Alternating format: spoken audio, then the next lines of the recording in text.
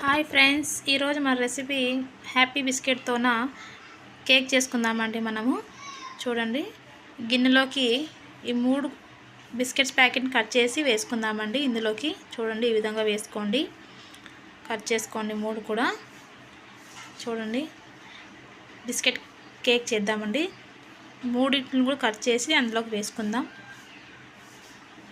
చూడండి, ఈ విధంగా వేసుకోండి చక్కగా. తర్వాత తుంచుకుందామండి. మనము ఈ విధంగా బిస్కెట్స్ అన్నీ ప్యాకెట్స్ అందులో వేసేసి తుంచుకుందామండి చక్కగా.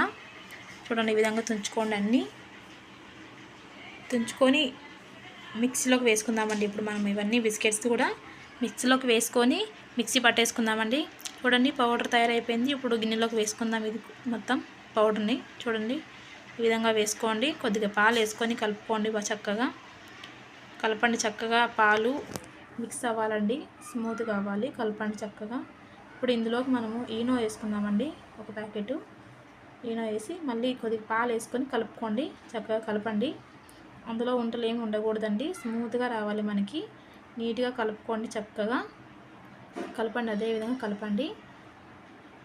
చూడండి, ఇంకా కలపండి. స్మూత్నెస్ ఎంత వస్తుందో మనకు కేక్ కూడా అలా ఉంటుంది. ఇప్పుడు కప్స్కి ఆయిల్ పట్టించుకుందామండి. చూడండి, 3 కప్పులు తీసుకున్నాను.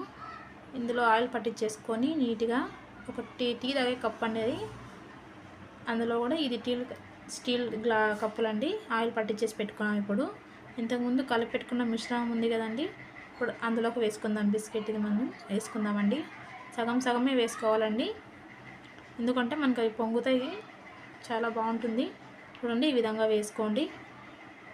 ఈ విధంగా తయారైపోయాయండి. ఇప్పుడు డేక్షా పెట్టుకొని అందులో కింద వాటర్ పోసాను, ఒక గిన్నె పెట్టాను, ప్లేట్ పెట్టాను, అందులో పెట్టుకోనండి 3 కప్పులు. చూడండి, ఈ విధంగా పెట్టుకొని చక్కగా ఇప్పుడు మూత పెట్టేసుకొని ఒక 20 నిమిషాలు ఉడకాలండి. చూడండి, తయారైపోయాయి మనకి.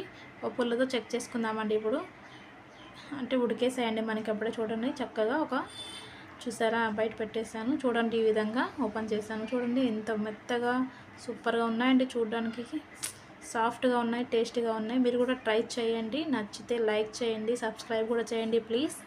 Thank you.